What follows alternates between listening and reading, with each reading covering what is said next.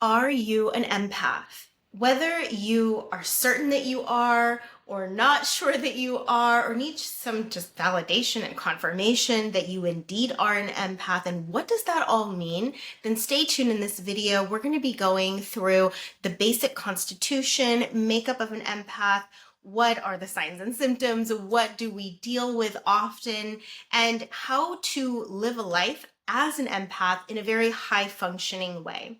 My name is Desiree DeLune. I'm an acupuncturist, herbalist, and astrologer, and I am definitely an empath.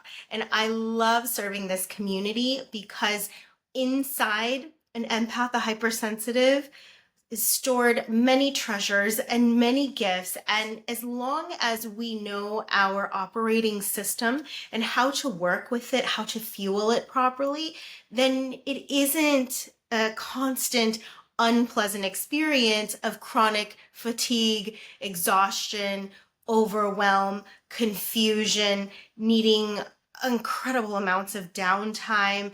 I understand.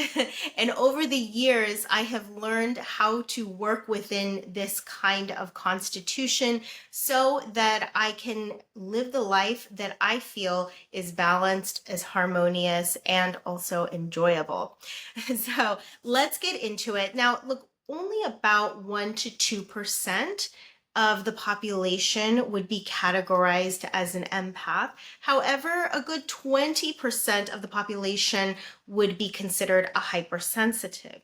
Now, every empath is automatically a hypersensitive, but not all hypersensitives are empaths. And there's a slight difference in their constitution. But let's just talk about empath first in general. Now, empaths, we have a lot more receptor sites. There's actually even discussions within the scientific community that empaths tend to have more mirror neurons. But this is the way that I see it and the way that I view it as an intuitive, as a healer, is that we do have more like antennas and we have more receptors. And what that means is that we have more exposure to information, energies, frequencies. We have this extra sensory organ that's present besides just touch, taste, feel, smell, hear. There is another sense organ that is present within us. And so I see them as like antennas, and they are able to pick up on a lot more data. And so here's the thing, when you are receiving this extra information, it does take quite a bit of processing power internally, energetically, and physically. So that's one of the reasons why we see a lot of exhaustion with empaths, because we are digesting a ton of information, a lot more than the average person, a lot more than the non-empath. I would say we take in, now there's varying degrees and levels of being an empath and levels of hypersensitivity. Now, I would say on average as an empath, we're going to see like a 2 up to 10 times more information that we pick up on, we take in and have to digest, process, assimilate, integrate. There's just a lot of activity. There's a lot more activity going on energetically. So since that is happening, we need to make sure those systems are smooth, that they are flowing, there isn't any friction, and that the metabolism is nice and strong as well. But some of our antennas, they're not relegated to just, your local environment. And that's one of the main differences between a hypersensitive and an empath, is that hypersensitives are usually dealing with the local environment, and empaths do a lot of collecting of data that are non-local.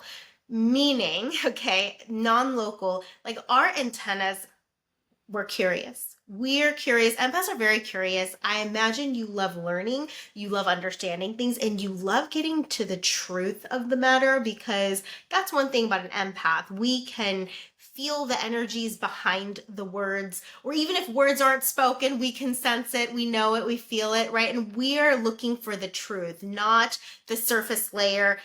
We have a pretty good BS meter. and so our antennas tend to extend out into different timelines, into parallel universes, into other dimensions, connecting out to the other side of the world, to different galaxies. I mean, it's going everywhere. Our antennas are traveling all over the place. Sometimes it feels like it's 24/7. Some of us can tune into, a certain amount of people, and then some of us are tuning into the entire planet, like all the 8+ billion people. So like I said, there's varying levels of sensitivity and basically varying levels of receptor sites that we're working with and we're dealing with.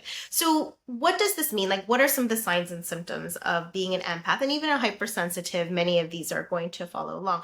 There is extreme sensitivity even with the current 5 senses. So sensitive to sounds and smells, taste, visual things, like things, when things don't look pretty or harmonized, that might be very disruptive and disturbing. So a lot of times empaths don't like being around clutter as well, to give you an idea. But even touch, like all of our 5 senses are more heightened in and of themselves. So just sensitivity to the environment, to the land, to a place, to a space, we feel them. They're not just an object that we look at. What happens is we absorb the energies of the objects around us, as well as the energies of the people around us. So empaths and hypersensitive tend to not really like a lot of crowds and a lot of busyness, because that's just a lot more information to work through and process and digest. So we like things a bit quieter, more peaceful, more like, let me spend time with a few of my close, intimate friends rather than a bunch of thousands of strangers, to give you an idea. Okay, empaths are quite permeable, absorb their surroundings, and then as a result, there are a lot of issues with boundaries, So that's one of the skill sets we'll talk about a little bit later that is very important to instill, so that you do not have to take in all that info if you don't want to. You don't need to. And that's the struggle here, is that most empaths, because they don't know their operating system, they don't understand how to utilize these things like boundaries, and which can save them a tremendous amount of headache and exhaustion, physical and like literal headache, as well as energetically. It's just a headache to sometimes be that sensitive. Also very, very intuitive, incredibly intuitive. I mean, think about it. When you are picking up on the energies behind people's words, you're going to know more than what's just being spoken or unspoken. And so a lot of strong intuition.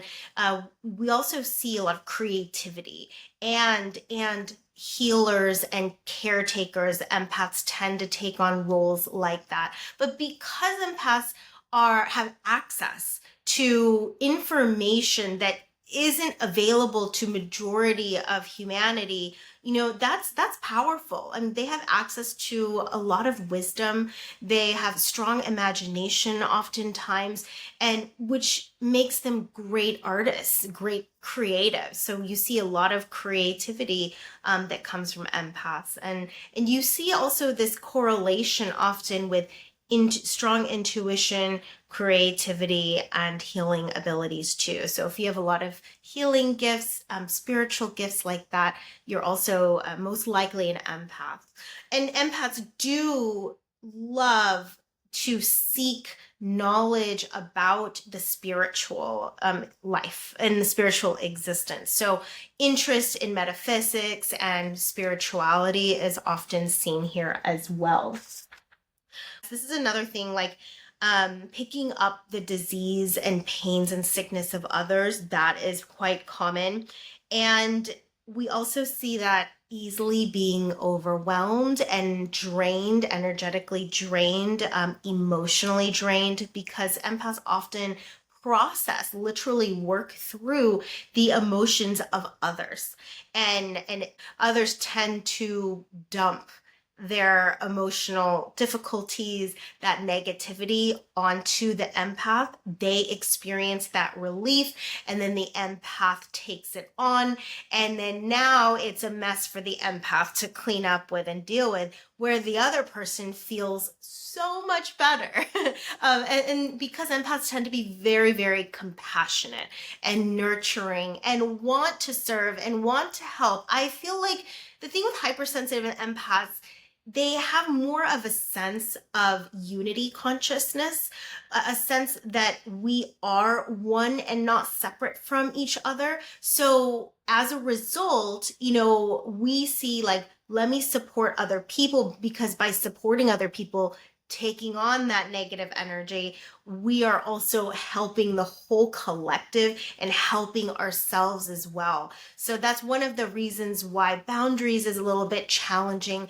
It's just that the compassion is a lot higher, you see often, with empaths and hypersensitives, and care and nurturing. Those qualities tend to be quite present, and even in excess, to an unhealthy degree, where others begin to take advantage or become, a parasitic type of dynamic later on. So another thing we'll also see is using substance or other behaviors that are destructive addictions. And it's a way to numb, because, our emotions are on edge, or our nervous system is really raw from the overstimulation of this world and of our environment surroundings. And depending on where you live, empath in a very like big bustling city there might be more challenges you're gonna have to deal with versus someone who is living more closer to the land and out in nature. So you have to regulate that. That's another thing with empaths is empaths love nature. Hypersensitives and empaths love nature. It is the place where we can actually cleanse and purify all of the disharmonious energies. So empaths are very drawn to being in nature, in solitude, or even being around art or listening to music, things that are of higher frequency. Nature is perfection. It's ordered, right? Like the plants, the animals, they are perfection. They're not synthetic. They are not perverse. Like it's incredible for an empath. And so it's very harmonizing. So that's something to notice. Like if you need it, like if you need nature, you need solitude, you need art, you need music, you need beauty, you need to write, you need to be creative. Those are going to be also major indicators of being an empath. Okay. So how do we protect? Look, here's the thing. We are kind of like a computer. It needs to be plugged in, and the battery needs to be charged up so that it can be used, right? Same with a phone. You need to plug it in, charge it up so it can be used. And when we are processing, integrating, and then creating, with all this information and data and energies that we are receiving, that takes energy, okay? It takes energy. So we have to pretty frequently plug in the cord. We need to recharge ourselves. And if we don't, we're literally, this is where the burnout, the exhaustion, being tapped out, spending days to recover from a 2-hour situation, circumstance, or event. So if you're to regularly charge yourself up, then it's going to be easier on your recovery time. It's going to be easier in terms of being able to manage also the intensity of the energies that you are receiving. Now, this is going to look different for each empath. A lot of things, are common amongst all empaths and hypersensitives, but you got to find your source of batteries. Okay. How are you going to charge your batteries? You've got to find your source, and it may even change from one season to the next. For example, like For me, being alone in solitude is paramount. It's critical. So some of you really need a lot of alone time. You need to weave in alone time within the day and really protect that time that is yours. Some, as I just mentioned, need to be out in nature. So only staying indoors, in buildings, in cars, there is no place for you to recharge. And your recharge comes from Mother Earth, comes from Gaia. So make sure that you schedule and go to a nature walk or a hike like once a week or twice a week. Don't dismiss it. Don't look at it as, oh, I have other more important things to do. These things are critical. Another thing is your physical health. And you know, it's interesting because I find empaths to be sometimes the most physically unwell and unhealthy. And I get it. It's because they're so raw and overstimulated and overexhausted that they're trying to change up that experience, that physical experience, with different substances and food and other maybe destructive behaviors. It's important to be well hydrated. It's important to eat whole foods. Like your physical body, I mean, that is the machinery. You know, you've got to provide good fuel for the machinery so that it can process all of that information. But if the machinery is compromised and it's gunking up and it's breaking down and it's weak and the immune system is weak, it's not going to be able to keep up. And so it's just this perpetual cycle where you feel like you're never getting ahead, never getting ahead. So prioritizing your physical health, your physical well-being, you know, really like layering in those good practices and habits for your body, moving your body. You need to move your body.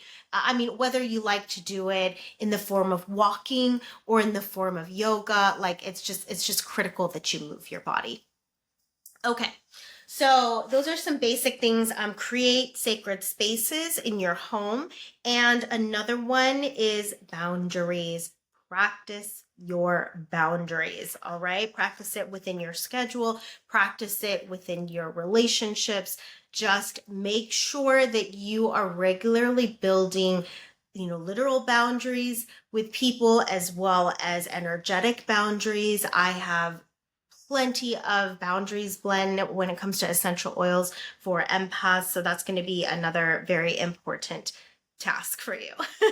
All right. So look, it's really incredible to be an empath. It's really exciting, but as long as you understand how your body and your spirit functions and what frequency of recharging that you need, it's about dialing in to what is going to support your body and spirit, your system, so that you can digest and process all of this information. And that information is gold. It's key. You know, animals have antennas for reasons. Like it is to, one, smell out danger, or it's also to know where potential food sources, or know where is like the right place to park. You know, like there's a lot of useful information that give us great inputs for our decision making. It's going to inform us on how to move about in the world and what to do and how to support and how to serve and how to contribute. But first things first, you've got to take care of this empath constitution. So thank you so much for listening. I hope that this gives you a little bit more clarity in understanding whether you are an empath or not, or a hypersensitive or not. It's a blessing. It is a beautiful thing.